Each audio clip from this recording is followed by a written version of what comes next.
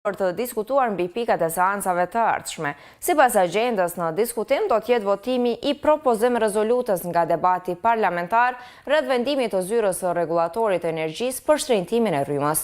Në rendite do të jetë shqyrtimi i parë i projekt ligjit për ndryshimin dhe plotësimin e ligjit mbi financimin e subjekteve politike. Pritet që të bëhet edhe emërimi i kryesuesit dhe i anëtarëve të komisionit të auditimit të kostit. Ndërkaq do të shqyrtohet edhe projekt ligji për ratifikimin e marrëveshjes për ndihmë të ndërsjellë juridike rreth çështjeve civile midis qeverisë së Kosovës dhe asaj të Maqedonisë së Veriut. Mbledhja do të fillojë nga ora 11.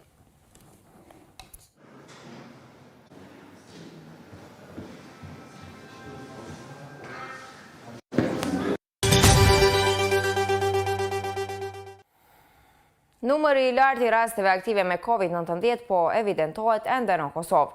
Aktualisht në gjithë vendin të infektuar me koronavirus janë 12.651 persona. Prishtina ka numrin më të lartë të rasteve aktive me 2.764 të infektuar.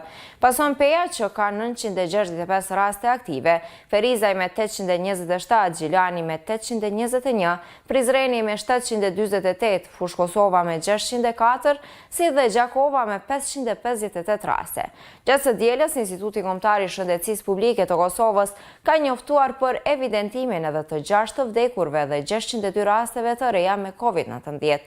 Si rrjedhoje trendit aktual të rasteve, IKSHBK-ja ka bërë thirrje për kujdes, duke bërë të ditur se varianti Omikron i koronavirusit po i shton rastet e fatalitetit dhe po e rëndon situatën epidemiologjike.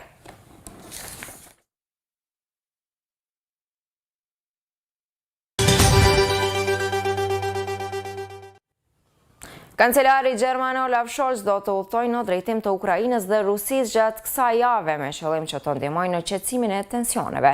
Udhëtimi do të ndërmerret në kohën kur zyrtarët e inteligjencës perëndimore kanë paralajmëruar se pushtimi rus i Ukrainës është për herë më i mundshëm. Gjermania bashkë me disa vende të tjera tashmë u ka bërë thirrje shtetësve të saj që të largohen nga Ukraina sa më parë.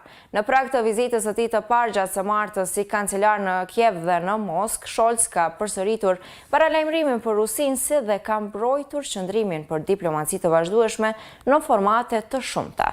Rusia ka përqendruar më shumë se 100.000 trupa në afërsitë të kufirit me Ukrainën dhe ka ndërmarrë një sër manovrash ushtarake në rajon, por se pretendon që nuk ka plane për pushtimin e vendit.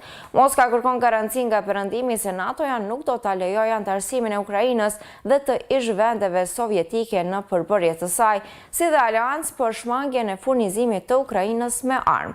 NATO-ja dhe Shtetet e Bashkuara të Amerikës i kanë hedhur poshtë në mënyrë kategorike këto kërkesa të saj. Spreche mit Präsident Zelensky. Ich fahre über.